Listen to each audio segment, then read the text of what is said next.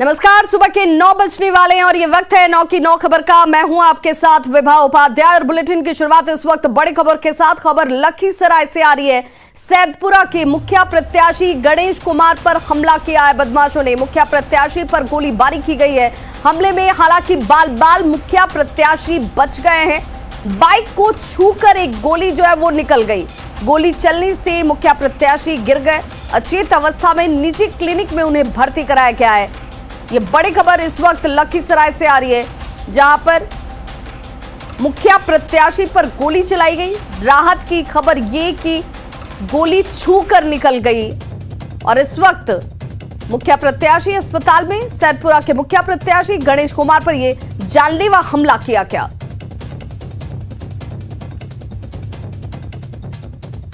तो हमले में बाल हालांकि मुखिया प्रत्याशी जो हैं वो बच गए हैं। कौन ये अपराधी थे और किस वजह से इस गोली कांड को अंजाम दिया गया, ये अभी खुलकर सामने नहीं आ पाया है। अचेत अवस्था में गिरने की वजह से इस वक्त इलाजरत मुखिया प्रत्याशी, जो तस्वीरें आप इस वक्त टीवी स्क्रीन पर देख पा रहे हैं, सैदपुरा के मुखिया प्रत्याशी गणेश कुमार की है, जिन पर हमला किया गया। बदमाशों ने मुखिया प्रत्याशी पर गोलीबारी की, जिसमें गोली उनकी बाइक को छूकर निकल गई और हमले में बाल मुखिया प्रत्याशी जो है वो बचे हैं। और सहयोगी राकेश हमारे साथ इस वक्त ज्यादा जानकारी के फोन लाइन पर जुड़ चुके हैं। राकेश, इस गोलीकांड के पीछे की वजह क्या सामने आ रही है? क्या चुनावी रंजिश में इसे अंजाम दिया गया? जी देखिए, बिल्कुल 8 दिसंबर यानी कल पिपरिया प्रखंड के 5 पंचायतों में चुनाव होना है और ये जो गणेश कुमार हैं ये सैदपुरा पंचायत से मुखिया प्रत्याशी हैं और कल देर रात चुनाव प्रचार कर अपने बाइक से लौट रहे थे, तभी इन पे 2 फायरिंग किया गया। ये फायरिंग से बचने के लिए काफी स्पीड में बाइक को तेजी से आगे भागते चले गए। इसी दौरान ये गिर गए गड्ढे में, जिससे ये बाल बचे। उसके बाद इनके समर्थकों ने इनको इलाज के लिए एक निजी क्लिनिक में भर्ती करवाया। देखिए, हालांकि पुलिस इस पूरे मामले पे जांच कर रही है कि आखिर क्या है घटना में कितनी सच्चाई है, लेकिन इनके समर्थक और ये मुखिया प्रत्याशी मान रहे हैं कि कहीं ना कहीं चुनावी रंजिश का कारण है। चलिए, बहुत बहुत शुक्रिया इस तमाम जानकारी के लिए आपका। और बड़ी खबर सिवान से, जहां पर चुनावी रंजिश में मारपीट की गई है। मुखिया प्रत्याशी के बेटे पर कुल्हाड़ी से हमला किया गया। यह बड़ी खबर इस वक्त सिवान से आ रही है, जहां पर चुनावी रंजिश में मारपीट को अंजाम दिया गया। बेटे पर कुल्हाड़ी से हमला किया गया। मुखिया प्रत्याशी के बेटे, जिनके ऊपर कुल्हाड़ी से हमला हुआ, गंभीर अवस्था में सिवान सदर अस्पताल उन्हें ले जाया गया, जहां से अब बेहतर इलाज के लिए महाराजगंज रेफर किया गया। पंचायत चुनाव और इस पंचायत चुनाव के मद्देनजर इस घटना को अंजाम दिया गया है। जो जानकारी इस वक्त सामने आ रही है, महाराजगंज के पटेढ़ा में बीती रात इस घटना को अंजाम दिया गया। हालांकि इस घटना को अंजाम देने वाले लोग कौन हैं ये अभी सामने नहीं है, लेकिन गंभीर अवस्था में सिवान सदर अस्पताल उन्हें लाया जाता है। और फिलहाल आप तस्वीरें देख रहे हैं, जहां पर समर्थक जो हैं वो इस वक्त अस्पतालों में मौजूद। वहीं बड़ी खबर छपरा से आ रही है। बेखौफ अपराधियों का तांडव छपरा में देखने को मिला है। मुखिया के ससुर समेत 2 लोगों को गोली मारी गई है। मुबारकपुर गांव की यह घटना है, जहां पर बेखौफ अपराधियों ने तांडव मचाया। पुलिस पर लोगों ने लापरवाही का आरोप भी लगाया है। मुखिया के ससुर और 2 और लोगों पर गोलीबारी की जाती है। मुबारकपुर की यह घटना, जहां पर लोग इसलिए भी नाराज हैं कि पुलिस इसे लेकर लापरवाही बरत रही है।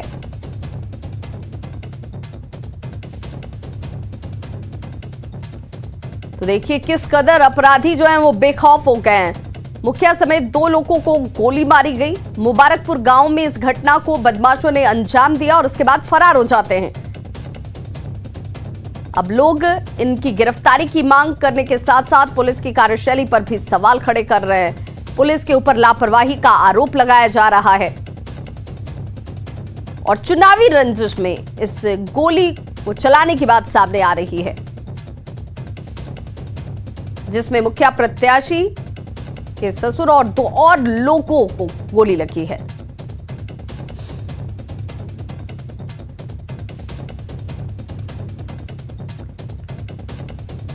और सहयोगी संतोष गुप्ता हमारे साथ इस वक्त ज्यादा जानकारी के साथ फोन लाइन पर जुड़ गए हैं छपरा से। संतोष, जिन लोगों ने गोली चलाई वो लोग कौन थे और क्या ये स्पष्ट हो चुका है कि चुनावी रंजिश में ही इस गोलीबारी को अंजाम दिया गया है?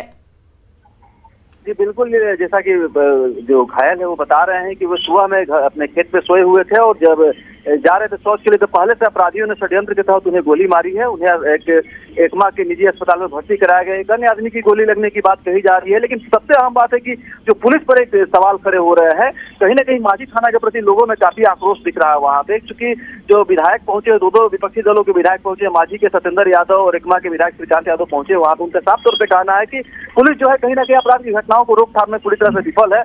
लोगों में माझी थाना के प्रति आक्रोश दिख रहा है। सबसे बड़ी बात है कि फोन करने पर लोग जब फोन करते हैं जानकारी देने के लिए तो माझी थाना अध्यक्ष द्वारा फोन तक नहीं उठाया जाता। तो कहीं ना कहीं बहुत सारे सवाल खड़े हो रहे पुलिस पर, किस तरह से जब अपराधी बेखौफ है, पुलिस बात नहीं सुनती है लोगों की, तो कहीं ना कहीं आक्रोश होना लाजमी भी है। समय समय पर ऐसी कार्रवाई करते रहे हैं, लेकिन कहीं ना कहीं थाना अध्यक्ष जो है अपने इलाकों की सुरक्षा में विफल रहते हैं और यही कारण है कि शराब माफिया हो, बालू माफिया हो, तमाम तरह के सवाल उन थाना क्षेत्रों में उठ रहे हैं। और ये एक बहुत बड़ा सवाल है कि विपक्ष यहाँ पहुंच चुका है। अस्पताल में घायलों का हाल जानने जब अस्पताल में विधायक पहुंचे हैं विपक्षी दलों के, तो वो लोग सवाल उठा रहे हैं कि कहीं ना कहीं शासन में जो है जो पुलिस तंत्र है वो विफल नजर आ रहा है। चलिए, बहुत बहुत शुक्रिया संतोष इस तमाम जानकारी के लिए आपका। कटिहार में अपराधियों के हौसले बुलंद हैं। यहां बेखौफ अपराधियों ने टाइगर मोबाइल के जवान से न सिर्फ मारपीट की बल्कि उसकी सर्विस रिवॉल्वर भी छीन ली। टाइगर मोबाइल के जवान की सर्विस रिवॉल्वर हालांकि बरामद कर ली गई है। घायल टाइगर मोबाइल के जवान का सदर अस्पताल में इलाज इस वक्त चल रहा है। बताया जा रहा है कि 7 अपराधियों ने मिलकर जवान के साथ पहले मारपीट की और उसके बाद उसकी सर्विस रिवॉल्वर को छीन लिया गया। सहायक थाना क्षेत्र के लालियाही मोहल्ले की यह घटना है। टाइगर मोबाइल के जवान रंगीला राम ने यह बताया कि एक युवक के पास अवैध हथियार होने की सूचना मिली थी, जिसे लेकर पुलिस ने उसका पीछा किया। पुलिस को देखकर आरोपी ने अपना हथियार किसी के घर में फेंक दिया और उसके पास कुछ भी नहीं होने का बहाना बनाने लगा। पुलिस ने जब उसे पकड़ा तो वहां मौजूद 7 अपराधियों ने जवान रंगीला राम पर ही हमला कर दिया। अपराधियों ने जवान के साथ मारपीट करते हुए उसकी सर्विस रिवॉल्वर तक छीन ली। उसी रिवॉल्वर से हवाई फायरिंग करते हुए ये यहां से फरार भी हो जाते हैं। फिलहाल पुलिस ने इस मामले में 2 आरोपियों जिसमें दीपक पासवान और मोहम्मद अरमान गिरफ्तार किया है।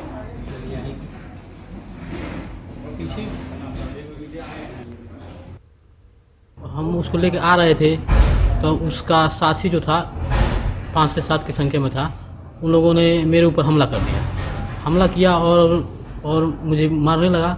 मारने के बाद मेरा पिस्टल छीन लिया। पिस्टल छीनने के बाद में हम उसके हाथ से पिस्टल छीनने का प्रयास किए, लेकिन उस 7 की संख्या में होने के चलते हम उससे पिस्टल नहीं छीन सके और उसने भय दिखाने के लिए हमारे ही पिस्टल से उसने 2 फायर कर दिया और फायर करके और निकल गया।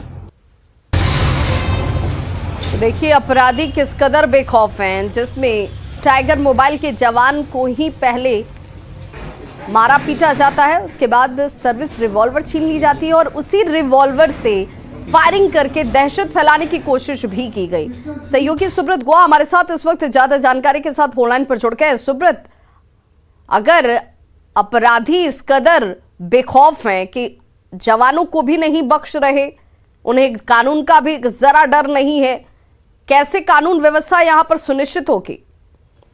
जी निश्चित तौर पर राहत के बाद जरूर इतना है कि पुलिस लगातार कई घंटे तक छापेमारी कर उस जवान की सर्विस रिवॉल्वर तो बरामद कर लिया। 2 जो मुख्य आरोपी बताए जा रहे हैं दीपक पासवान और मोहम्मद अरमान को गिरफ्तार जरूर कर लिया है, लेकिन कहीं ना कहीं एक सवाल जरूर उठता है कि जिस तरह अब पुलिस को भी अपराधी टारगेट बनाने लगे, उनके सर्विस रिवॉल्वर छीन लिया जाता है और उसी से दहशत मचाने के लिए फायरिंग किया जाता है। आप समझ सकते हैं कि किस तरह से अपराधियों का मनोबल बढ़ते जा रहा है। अगर इस पर गंभीरता से अंकुश नहीं लगाया जाएगा तो आने वाले दिन में अपराध जगत की जो तस्वीर है वो और बड़ी हो जाएगी। इसीलिए कम से कम कठोर कार्रवाई होना चाहिए। सुब्रत, जिस शख्स के पास हथियार होने की बात सामने आई थी, जिस पर ये टाइगर मोबाइल का जवान पहुंचा था उसे पकड़ने के लिए, क्या वो गिरफ्त में है? 7 अन्य लोगों की जिसकी बात आ रही है जिन्होंने वहां पर इस जवान के साथ मारपीट की, क्या वो लोग ट्रेस में हैं? जी, उस जवान द्वारा 7 लोगों की बात कही जा रही थी, जिसमें 2 लोग जो मुख्य आरोपी है, दीपक पासवान और मोहम्मद अरमान, जिसे गिरफ्तार करने के लिए टाइगर मोबाइल के जवान या था, वो दोनों गिरफ्त में आ चुका है। और जिले के वरीय पुलिस पदाधिकारी का दावा है कि जल्द और जो लोगों की बात कही जा रही है उन लोग को भी गिरफ्तार कर लिया जाएगा। कुल मिलाकर वो जो क्षेत्र है सहायक थाना का, वो इलाका, उसमें पिछले कई दिनों से ये बात सामने आ रही थी कि एक गिरोह उस तरह का जो तथाकथित स्मैक जैसा नशा लेते हैं और उस इलाके को आतंकित करके रखे हैं, और उन्हीं लोगों के द्वारा ये कहानी रचा गया। अब आगे जांच में और बड़ी खुलासा। चलिए, बहुत बहुत शुक्रिया सुब्रत गुहा इस तमाम जानकारी के लिए आपका। शराबबंदी अभियान को सफल बनाने के लिए कटिहार उत्पाद विभाग और पुलिस पूरी तरह से सक्रिय है। इसी कड़ी में बीती देर रात तक शहर के बड़े होटलों में उत्पाद विभाग और पुलिस विभाग ने ज्वाइंट सर्च ऑपरेशन चलाया, और उसकी तस्वीर आप देखिए, जहां पर बड़े होटलों में जाकर जांच की जाती है, ये ज्वाइंट ऑपरेशन चलाया जाता है। हालांकि 3 बड़े होटलों में सर्च के दौरान कुछ भी बरामद नहीं हुआ, लेकिन इस सर्च अभियान से पूरे जिले में हड़कंप जरूर मचा हुआ है। छापेमारी को लेकर उत्पाद अधीक्षक और डीएसपी से बातचीत की न्यूज़ 18 संवाददाता सुब्रत गुहा ने। शराब तस्करी को लेकर कटिहार उत्पाद विभाग लगातार मुस्तैद है, और आप देख सकते हैं कि होटल के कमरों में लगातार इस तरह की तलाशी ली जा रही है, और जो भी संभावना बन रहा है उस पर उत्पाद विभाग सक्रिय है। हमारे साथ उत्पाद अधीक्षक है, आइए बात करते हैं। सर, क्या है, किस तरह से काम करिए, क्या ज्वाइंट अभियान चल रहा है उत्पाद विभाग? देखिए, जिला अंतर्गत जो है पुलिस और उत्पाद विभाग द्वारा लगातार हर क्षेत्रों में कार्रवाई की जा रही है, ताकि किसी भी तरीके से कोई गड़बड़ी की संभावना ना बने, लोग किसी तरीके की गड़बड़ी ना करें। इसके लिए हमने हर जगह सघन चेकिंग और छापेमारी की कार्रवाई की है और कर रहे हैं। वर्तमान में आज जो है इस होटल्स वगैरह में शहर में एक साथ विभिन्न होटलों की तलाशी ली जा रही है, ताकि किसी तरीके की अवैध वस्तु का यहाँ पर सेवन या उपभोग तो नहीं किया जाता है, इसकी पुख्ता जानकारी ली जा सकती है। यदि किसी के विरुद्ध मिलेगी तो फिर कार्रवाई की जाएगी। पुलिस प्रशासन भी लगातार सहयोग कर रही है और लगातार सक्रिय इस अभियान को सफल बनाने में। हाँ, शराबबंदी को सफल बनाने के लिए हम लोग लगातार सहयोग कर रहे हैं, उसका छापामारी भी कर रहे हैं। सब लोग उत्पाद विभाग को हम लोग स्वयं सहयोग कर रहे हैं, कार्रवाई कर रहे हैं। तो निश्चित तौर पर पूरे बिहार के साथ साथ कटिहार में भी उत्पाद विभाग और पुलिस विभाग लगातार सक्रिय है, और होटल में इस तरह की तलाशी चल रहा है, ताकि कोई भी संभावना है उस पर जो अंकुश लग सके। सुब्रत, न्यूज़ 18 कटिहार। खबर पूर्णिया के बायसी थाना क्षेत्र से, जहां रेहुआ, चरैया और चोपड़ा गांव के दर्जनों लाभुकों के खाते से लाखों रुपए गायब हो गए। पीड़ितों ने इस मामले में थाने में एफआईआर दर्ज कराई है।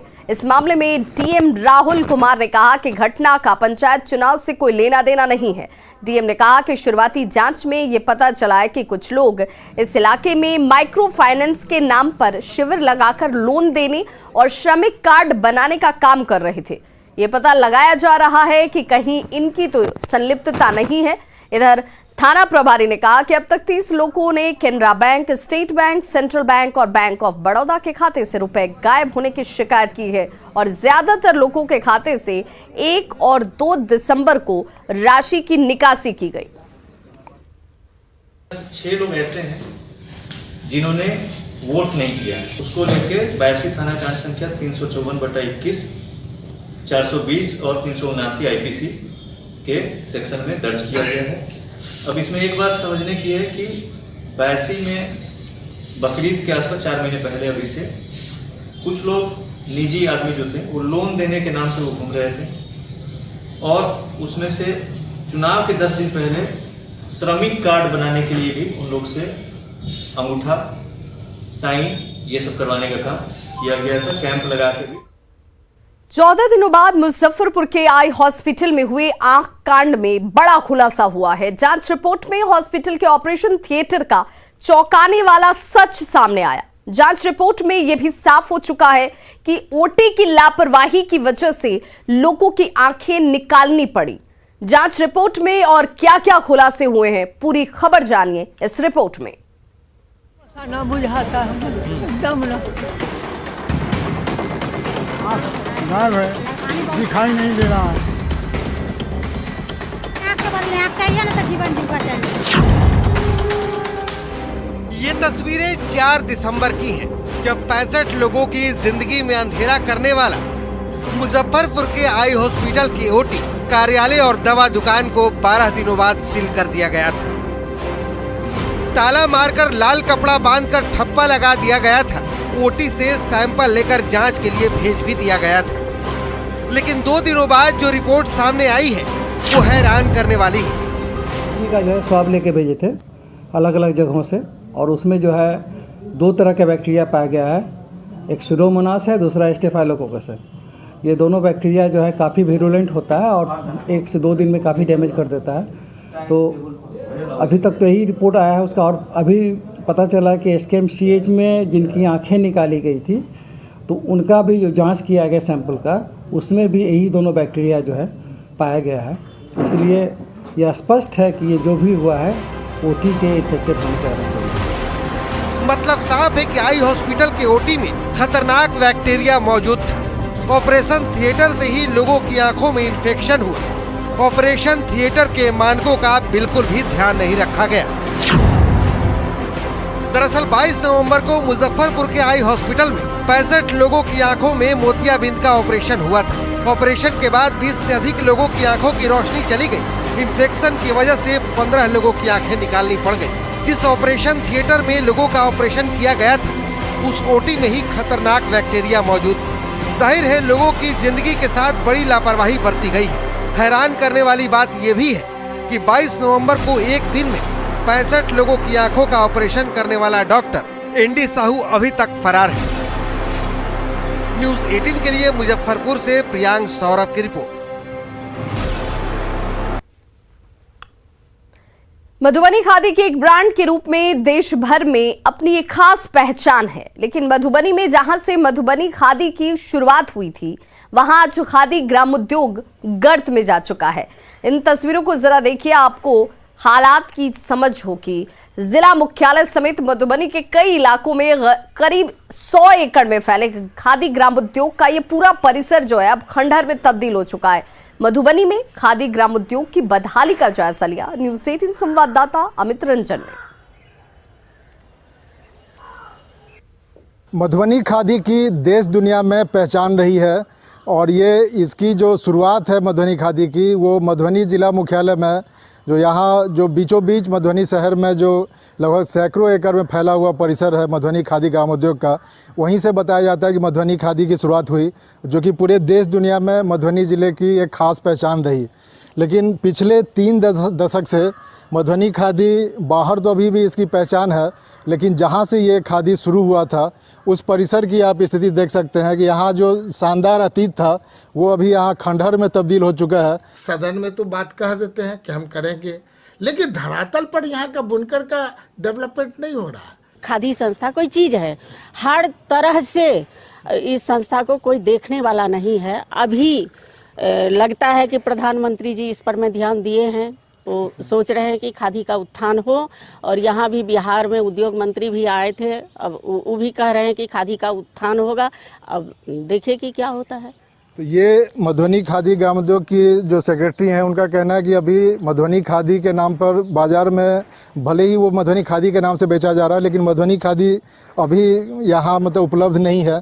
लेकिन ये आस है यहाँ जो खादी ग्रामोद्योग की जो ये सेक्रेटरी हैं, उनका कहना है कि कुछ यहाँ अभी फ़िलहाल कुछ काम शुरू भी हुआ है, और सरकार के द्वारा जो हाल के दिनों में जो कुछ प्रयास किए जा रहे हैं, चाहे प्रधानमंत्री के द्वारा या फिर जो यहाँ उद्योग विभाग जो बिहार सरकार है उनके द्वारा जो कुछ पहल हुई है, उससे यहाँ मधुबनी खादी ग्रामोद्योग को फिर से पुराने रूप में लौटाने की आस जगी है। अमित रंजन, न्यूज़ 18 मधुबनी।